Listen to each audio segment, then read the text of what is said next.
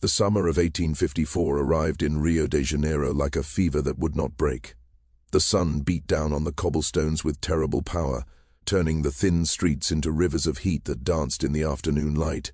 In the big colonial houses on the hills, thick walls and closed windows offered some cover from the heavy warmth, but for those who worked inside them, there was no escape. The kitchen stayed like ovens filled with fire and steam, the laundry room was hot with boiling water and burning irons, and the courtyards baked under a sky that seemed to judge everything below. In one house, sitting on a hill with a view of the harbor, where ships came and went like cold witnesses to human pain, lived Donna Mariana Vasconos. She was a woman with a lot of money and even more pride. She was a widow who had taken her late husband's wealth and used it to build a life of total comfort and power. Her home was a temple of excess. She had furniture from Portugal, silk curtains from the East, and glass lights that caught the sun and threw colors across walls painted in blue and gold. Every room showed off her wealth. Every surface shone because of the work of hidden hands, and every detail was set to show the taste of a woman who thought she was better than everyone else. Among those hidden hands was a young woman named Benedita. She was 19 years old, though her hard life had put lines on her face that made her look much older. She had been born into slavery on a coffee farm, where her mother had died when she was a child and her father had been sold away before she could really remember him. At 14, she was brought to Rio and bought by Donna Mariana, who wanted more servants for her fancy house. For 5 years, Benedita had lived in these walls, and for 5 years she had learned the quiet dance of service. She knew how to move silently through rooms, how to know what was needed before it was asked for, how to stay out of the way, and how to survive. The rules of the house were strict. Donna Mariana ruled from the top, her word was law, and her moods changed quickly. Below her were the free servants, workers who got paid and could leave if they wanted, though they stayed because they were poor. And at the very bottom were the enslaved people, Benedita, an older man named Thomas who looked after the gardens, and a 12-year-old girl named Rosa who helped in the kitchen. They were property, owned completely by the woman living in luxury above them. Donna Mariana had specific rules for her house. Everything had its place and its time. Breakfast had to be served at exactly 7 in the morning with fresh bread, butter and fruit on the best plates. The floors had to be cleaned every day, the furniture dusted, and the silver polished until it looked like a mirror. Laundry had to be washed and folded perfectly. Any mistake was met with immediate and harsh punishment. Benedita had learned to live in this dangerous place with great care. She woke up before the sun, her body aching, because she knew being late meant trouble. She worked fast and steady, her hands doing tasks they knew by heart, scrubbing floors, carrying water and ironing clothes. She only spoke when she had to and kept her eyes down when Donna Mariana was near. But even with her hard work, Benedita could not always avoid her mistress's anger. Donna Mariana seemed to enjoy finding faults and reminding her servants of their place. A small wrinkle in a cloth was seen as laziness. Food that was not hot enough was proof of failure. Tiredness was seen as an insult. The punishments changed. Sometimes there were sharp words that hurt more than hits. Sometimes food was taken away or more work was added. Other times there were slaps or threats of even worse things. On one morning in late January, the heat was already very strong when Benedita went to the kitchen to start breakfast. The room was boiling. Sweat was on her face as she lit the stove, boiled water, and set the tray for Donna Mariana's dining room. Rosa worked beside her in silence. They knew not to talk. The house was supposed to run like a machine, and machines do not laugh or complain. As Benedita worked, she felt a sharp pain in her belly. Her monthly bleeding had started in the night, and she knew the day would be hard. The pain would get worse, but she could not rest. There was no break for natural things. The work had to be done regardless of her pain or how her body felt. She carried the heavy tray up the back stairs, trying to stay steady. The hallway was lined with paintings of old family members who seemed to look down at her with judgment. Benedita had passed them so many times they were just symbols of the world that held her prisoner. Donna Mariana was already at the table in a yellow silk gown. She looked at the tray with a mean eye. "You are 3 minutes late," she said, her voice sharp.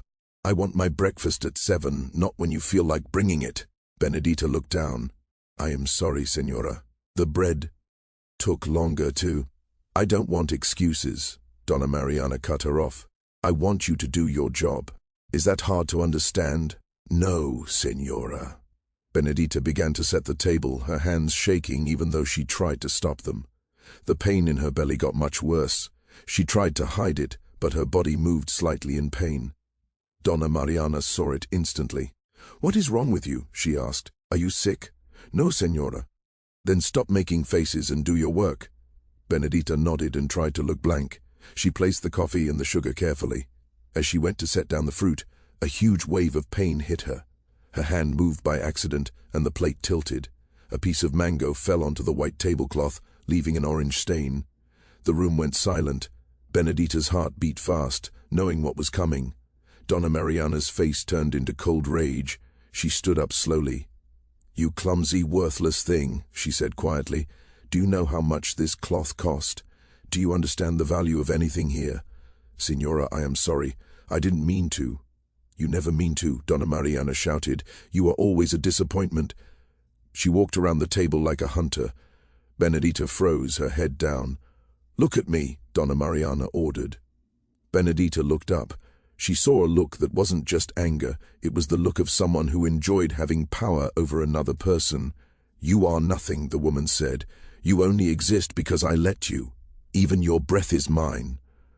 She grabbed Benedita's wrist with strong fingers and pulled her hand down near the stain.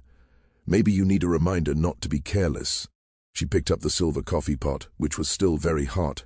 Benedita's eyes went wee. "Please, Signora," she whispered. "Please, don't." But Donna Mariana poured the hot coffee over Benedita's hand. The pain was instant and burning. Benedita cried out, but the woman held her hand firm as the coffee scalded her skin, turning it red. "This is what happens when you waste my time or damage my things," Donna Mariana said calmly, as if she were teaching a lesson. When she let go, Benedita fell back, holding her burnt hand. Tears ran down her face from the pain and the shame. Her skin was red and starting to blister. "Now clean this up and get out," Donna Mariana said, sitting back down as if nothing had happened. "And tell Rosa to bring a new cloth." Benedita picked up the fruit and the dirty cloth with one hand, her other hand throbbing with pain. She wanted to scream or fight back, but she pushed the anger down deep inside. As she left, she heard the sound of a fork hitting a plate. Donna Mariana was eating, not caring at all about the pain she had just caused. In the kitchen, Rosa saw the hand and gasped. Thomas, the older man, came over with worry on his face. "What happened?" he asked softly. Benedita couldn't talk at first. She showed him her hand. Thomas shook his head. He had his own scars and knew their pain didn't matter to anyone but themselves. "Let me get cold water," he said. As he moved, Benedita finally spoke in a whisper. "I hate her. I hate her with everything I am." Rosa looked scared. "Don't say that," she whispered. "It's dangerous to think it." But Benedita couldn't stop. The words she had kept inside for years started to come out. She is mean because she can be, because the law protects her, because the world says she has the right to do this to us. But one day, she stopped, not knowing how to finish. What could she really change? Thomas came back with water and put her hand in it. The cold felt good, but the deep pain stayed. "One day," he said quietly, finishing her thought, "this will end. Maybe not tomorrow or next year, but it cannot last forever. Nothing does." It was a small bit of hope, the kind enslaved people gave each other. It was just a thin thread, but it was better than the nothing she had found upstairs. The days after the burn were slow and hard. Benedita's hand did not heal well. The blisters broke and the skin stayed raw. She wrapped it in old cloth and tried to keep it clean with well water. There were no doctors for people like her. The hand would heal or it wouldn't, and the work went on. Donna Mariana never said sorry. She only complained that the bandage looked ugly and should be hidden. She said this while looking at a new dress, treating Benedita like a piece of furniture that needed a quick fix. The house routine didn't stop. Breakfast, cleaning, lunch, more work, dinner, and then a tiny bit of sleep. Benedita learned to work with one hand, using her arm or elbow when it hurt too much. She made mistakes because of this, which brought more yelling and threats. The house itself felt like it was against her. The stairs were high and the work was endless. The work was endless, requiring many trips up and down with heavy loads. The floors were made of hard stone that hurt the knees of anyone scrubbing them, and the feet of those who stood for hours at the washing basin.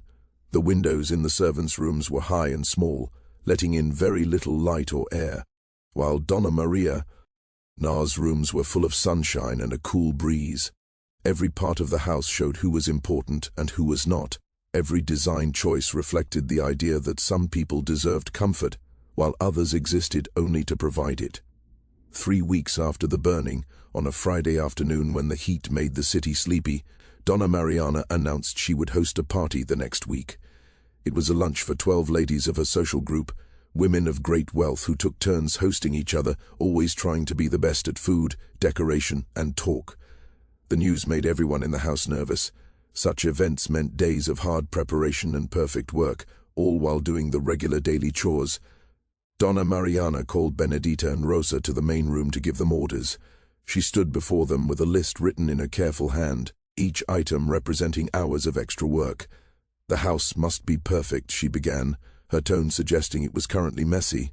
Every surface must be polished, every corner swept, and every piece of silver must shine.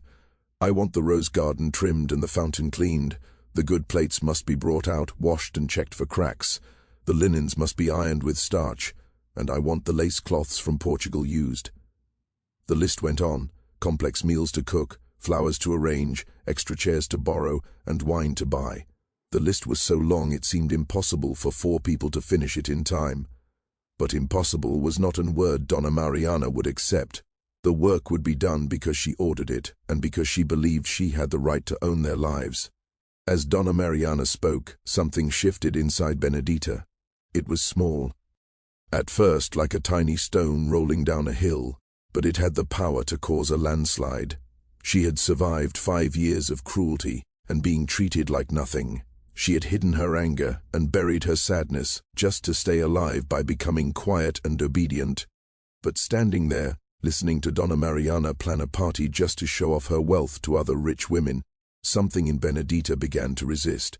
It was not yet a fight. It was simply a refusal to keep feeling small. A quiet voice inside her said, "This is wrong." No matter what the law or the church said, this was fundamentally wrong. That night, lying on her thin bed, Benedita thought about things she had never dared to think before. She imagined being free, owning her own body, and keeping the money from her own work. The dream was so far away it felt like imagining she was a bird, but she held on to the thought anyway, drawing strength from it. The week of preparation was exhausting. Benedita and Rosa worked from before the sun came up until long after midnight. Their hands were sore from scrubbing, and their backs ached from lifting. They were so tired that sleep felt like being knocked out. Thomas helped when he could, but his own work kept him busy. They moved through the house like ghosts, invisible to Donna Mariana unless she was complaining about their work. On the Monday before the lunch, a disaster happened. A serving platter broke. It was Donna Mariana's favorite, brought from France with hand-painted flowers. Rosa had been carrying it when she tripped on a loose board. The platter shattered on the floor with a loud crash. The punishment was terrible. Rosa, only 12 years old, was forced to kneel on sharp broken pieces, while Donna Mariana yelled at her, calling her stupid and worthless. The girl's knees bled, and her body shook as she cried. Benedita watched from the doorway, feeling frozen. She wanted to help but knew it would only make things worse. She hated her own weakness, and she hated the woman who could be so cruel. When Rosa was finally allowed to stand, leaving bloody footprints as she limped away, Benedita helped clean her wounds. The girl cried silently, and Benedita held her, but she had no words of comfort. What could she say? The lies adults tell children, that things happen for a reason or that justice always wins, felt like insults in front of a child's bleeding knees. The day of the lunch arrived with a hot, clear sky. By 10 in the morning, the house was in a state of controlled panic. Roasted meats were being glazed, pastries were being filled, and the table was set and reset 3 times until it was perfect. The house smelled of flowers, cooking, and floor wax. Benedita moved like a machine, her body working while her mind stayed far away. Her burned hand still hurt, but the skin had turned into a pink scar. Donna Mariana told her to keep that hand hidden so it wouldn't upset the guests. The guests arrived at noon in their fancy carriages and silk dresses. Benedita and Rosa served them silently, treated only like objects that moved plates and poured wine. The women talked about parties, gossip, and the problems they had with their servants. They spoke about human beings like they were talking about broken furniture. As the lunch went on, a woman named Donna Augusta called Benedita to refill her wine. She was telling a story about punishing of her own slaves. "The problem with these people," Donna Augusta said, "is that you must always remind them of their place. If you are kind, they forget what they are." The other women agreed, competing to see who was the strictest. Benedita looked at the woman for a moment and saw complete indifference. Donna Augusta didn't hate her, she simply didn't see her as a person at all. This realization was more painful than a hit. These women weren't monsters in their own eyes. They were people who had been taught that some lives didn't matter. They went to church and loved their children while supporting a system of horror. Inside Benedita, the quiet voice became a shout. "You are a person. Your life has value. You must act." When the lunch ended and the guests left, Donna Mariana told them to clean up the mess and to do it quietly because she had a headache. It took 3 hours to fix the house. When they were done, Benedita stood in the dark kitchen and finally cried. She cried for Rosa, for her scarred hand, and for her parents she had lost. But beneath the sadness, a new anger was growing. It was a useful, dangerous anger. It was the start of a plan. The weeks after the lunch were strange. Spring arrived with sun and storms. Inside the house, everything changed to match the season, and Benedita saw everything with new eyes. She noticed how Donna Mariana wouldn't even touch an enslaved person as if they were dirty. She realized that survival was not enough, and that something bigger had to happen. She started listening to Thomas talk about the parts of the city where free black people lived. She heard Rosa mention that Donna Mariana was having money problems. She watched Ed for times when no one was looking. In September, a new bolt of blue silk arrived for a dress. Donna Mariana told Benedita, "This costs more than you are worth. Be careful not to mark it with your clumsy hands." The idea that a piece of fabric was worth more than a human life stayed with Benedita. It should have broken her, but instead, it set her free. If the world was this wrong, she didn't have to follow its rules anymore. If she was just an object on the property, she owed it nothing. No loyalty, no obedience, and not even the basic respect one shows to a real leader. The whole system was fake, and resisting it was not a crime, it was the only way to stay sane. 2 days after the silk came, Donna Mariana called Benedita to her private room for a job that made the young woman feel sick with dread. The mistress decided her jewelry needed cleaning, which meant handling very expensive things under a watchful eye. For 3 hours, Benedita sat at a table while Donna Mariana watched her every move. Each necklace was taken out, checked for damage, cleaned, and put away. The mistress talked the whole time about how much everything cost. "This emerald necklace belonged to my grandmother," she said, holding up stones that glowed green. "It came from Colombia. Do you know what emeralds are worth, girl?" "Of course not.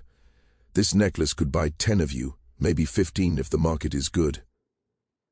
Benedita's hands kept working, but her mind was calculating the math of hate.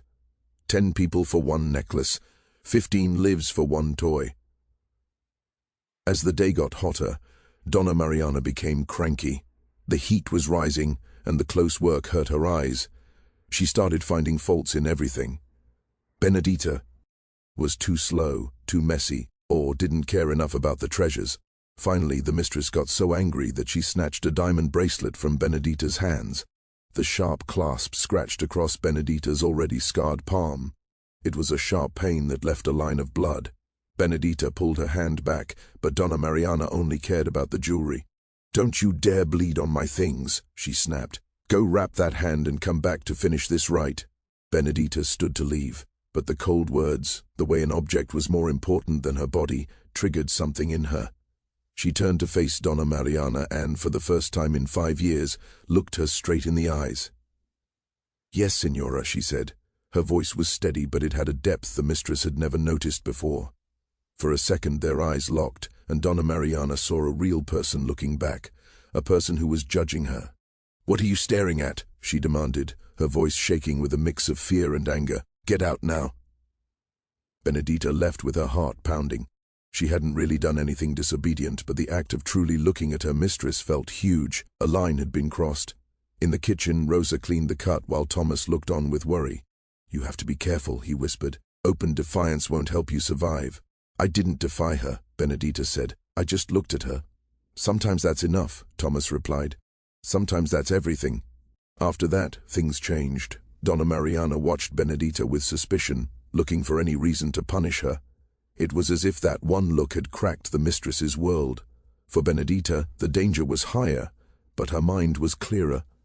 She knew she couldn't stay. She would either break or she had to find a way out. There was no middle ground. Running away was almost impossible. The city was full of people who would catch her for a reward. The law said she shouldn't even exist without an owner. The punishment for being caught was terrible: whippings, being branded, or being sold to a much worse place. But staying had a cost, too. Every day, a piece of her soul was carved away. She began to gather information. She listened to Thomas talk about the Quilombos, hidden communities of escaped people in the mountains. She listened to Rosa's gossip about abolitionists in the city who helped people flee. She memorized the locks on the doors and where things were kept that she could trade for help. She couldn't tell Rosa, who was too young and scared, and she couldn't fully trust Thomas, who just wanted to stay safe. She was alone, making life-or-death choices. In late October, when Donna Mariana was out late at a party, Benedita sat alone in the kitchen. She thought about what escape meant. It meant leaving the only people she knew and stepping into the dark with nothing. She would be a hunted criminal, but staying meant watching herself and Rosa slowly die inside. The choice was clear. She would rather die trying to be free than live as a prisoner. When she made that choice, she felt a knot loosen in her chest. She was still scared, but she was determined. She wasn't just a slave dreaming of freedom anymore. She was a free person waiting for the right moment to leave. When the clock hit midnight, she blew out the lamp. Tomorrow she would act like a servant again, but it would be a lie. Every move would now be a step toward the door. The summer of 1855 arrived with a heat that felt like a weight. Inside the house, the walls felt like they were glowing with warmth. Benedita had spent months preparing. She had saved a shawl for a disguise, a few stolen coins, and a sharp kitchen knife hidden under her bed. She waited for the perfect window of time. In December, things got worse. Donna Mariana was having money problems, and she took her anger out on everyone. Benedita was locked in a cellar for a day without food, just for being a few minutes late with a meal. She was beaten for a wrinkle in a shirt. Each hit pushed her closer to the edge. One Thursday, the heat was so bad it was hard to breathe. Donna Mariana called Benedita to the sitting room. She was fanning herself, looking red and angry. "The heat is intolerable," she said, as if it were Benedita's fault. "Go get ice. Draw the curtains. Do it quietly. My head hurts." Benedita turned to go, but the mistress stopped her. "Wait. Look at me." Benedita looked up. "You've been different lately," Donna Mariana accused. "I see that look in your eyes, like you're judging me. Do you think I don't see it?" "No, Signora, I don't interrupt. I bought you 5 years ago. I give you food and a roof. Without me, you are nothing." Benedita kept her face still, but her heart was racing. Had she been found out? "I should sell you to a coffee farm where they know how to break people like you," the mistress continued. "The only reason I don't is because it's a hassle to find a new servant." She stood up and walked right to Benedita's face. She smelled of perfume and sweat. "You are nothing," she whispered. "Your breath and your heart are mine. If I wanted, I could have you beaten until you couldn't walk. Do you understand?" The moment felt heavy. Benedita could have just said the words to stay safe. She could have lied one more time, but instead she looked her mistress in the eye. "Say it back to me," Donna Mariana ordered. "Tell me what you are." Benedita didn't blink. Her voice was clear and loud. "I am a person," she said. The room went silent. Donna Mariana's face changed in many ways. She felt shock, disbelief and rage, and then something that looked like fear. Her hand, which was still in the air, began to shake. "What did you say?" I said, "I am a person, Signora. That is what I am. Not nothing, not property. A person." The slap came fast and hard, hitting Benedita's cheek with enough power to snap her head to the side. Pain spread across her face, sharp and bright, but it felt distant, as if it were happening to someone else. She stood up slowly, touching her lip where it had split against her teeth, and looked at the blood on her fingers. "How dare you?" Donna Mariana whispered, her voice shaking with anger. "How dare you speak to me that way? I am going to have you whipped. I am going to have you marked. I am going to make you an example that every slave in this house will remember for years." But even as she made these threats, she looked unsure. Benedita's simple words had broken the rules of how their world worked. For 5 years, Benedita had been quiet and took every punishment without a fight. This sudden change revealed how weak the mistress's power really was. "Get out of my sight," Donna Mariana finally said. "Go to your room and stay there. I will decide what to do with you later, Benedi." Tar left the room, her legs steady even though her heart was racing. She walked down the stairs, past the kitchen, where Rosa looked up with big, scared eyes and went to the small room she shared with the girl. Once inside, she leaned against the door. She had done it. She had spoken the truth and refused to be treated like an object. She knew the trouble would be terrible. Donna Mariana would want to crush her to show she was still in charge. The beating would come, or something worse, so she had to leave tonight. There was no more time for perfect plans. She had to act now. She moved quickly, grabbing her shawl, the coins and the knife. Her hands were shaking. The reality of what she was doing finally hit her. She was going to run into a city that hated her, with no place to go and no promise of safety. Rosa appeared in the doorway, looking confused and worried. "What happened?" she whispered. "I heard yelling. Benedita, what is going on?" Benedita looked at the child who had suffered with her. She felt terrible for leaving her behind, but she had to save herself. "I have to go," she said. "I cannot stay here anymore." "Go where?" "What do you mean?" "Away, anywhere." "Rosa, listen. You cannot tell anyone about this. Not tonight, not ever.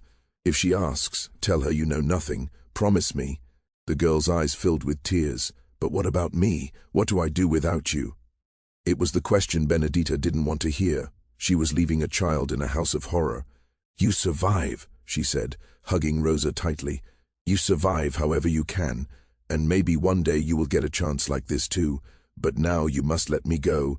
Protect yourself by knowing nothing." She let go and moved into the hall. The house was still. Donna Mariana was likely upstairs, and Thomas was in the garden. She went to the laundry room window she had picked months ago. It was small and high, meant for air, not for people. She pushed it open, moved a shelf to climb up, and wriggled through. For a second she got stuck and panicked. But she breathed, pushed, and suddenly fell into the alley below. The fall hurt, and she lay there gasping. Above her, the open window was proof she was gone. She had to move. She chose the dark back streets over the bright main roads and began to run. The streets of Rio at night were like a different world. Shadows filled every doorway, and the sounds were strange. Vendors calling out, music from bars, and distant screams. Benedita moved like a hunted animal. She had no plan other than putting distance between her and the house. After hours of wandering through narrow, smelly streets, she reached a poor neighborhood with crumbling walls. An old woman emptying a bucket saw her. "You running from someone, girl?" she asked. Benedita hesitated, then said, "Yes." The woman pointed down the road. "There is a church 3 streets over, Nossa Senhora do Rosario. They sometimes help people, but be careful. Patrols look for runaways at night because they get paid to catch you. If you see lanterns, hide." Before Benedita could say thank you, the woman was gone. Benedita followed the directions, hiding in shadows until she found the church. It was a simple building with heavy wooden doors. Inside, it smelled of old wood and candles. A thin, elderly priest came out of the shadows. "You are running," he said. "Yes, Father." He told her the church was built by enslaved people for enslaved people. "We help when we can, but it is dangerous." Benedita told him she would rather die than go back. The priest told her there were people who helped fugitives get to places of freedom, but it would take time. "You cannot stay here, it is watched, but you can hide in the crypt tonight." He led her down to a cold, dark room filled with tombs. He left her a candle and told her to be silent. Alone with the dead, Benedita finally cried for everyone she had lost and for the scary choice she had made. She was in a middle place, no longer a slave, but not yet free. The next morning, the priest brought her bread, cheese, and water. "I have found help," he whispered. "A man on a ship can hide you. He is a free black man who believes slavery is evil. He will take you to Bahia, where there are hidden communities called quilombos. It is not perfectly safe, but it is a chance." Benedita agreed immediately. She spent the long day waiting and thinking about Donna Mariana searching for her. When night came, she walked to the docks, staying in the dark to avoid patrols. She found the ship, the Nossa Senhora da Conceição. A tall sailor gave her a signal. "You looking for passage?" "I am looking for a way north," she replied. He told her to slip behind some barrels and crawl through a hole in the ship's side. She squeezed through and hid among crates in the dark, smelly hold. Hours later, she felt the ship move. They were leaving the harbor, heading for the open sea. She was finally away from Rio and the House of Horrors. The trip would take days, and she would have to stay hidden and quiet. She wasn't free yet, but she was acting for herself. In the darkness, she felt a tiny bit of hope. She had done the impossible. Maybe she could reach the quilombos and find a real life. Maybe she could even see the end of slavery one day. As the ship sailed into the night, Benedita finally slept, dreaming of open forests and a world where she was valued as a human being. Thank you for watching this story of courage. If you liked it, please like the video, subscribe for more stories, and tell us in the comments where you are watching from. Your support helps these stories reach more people.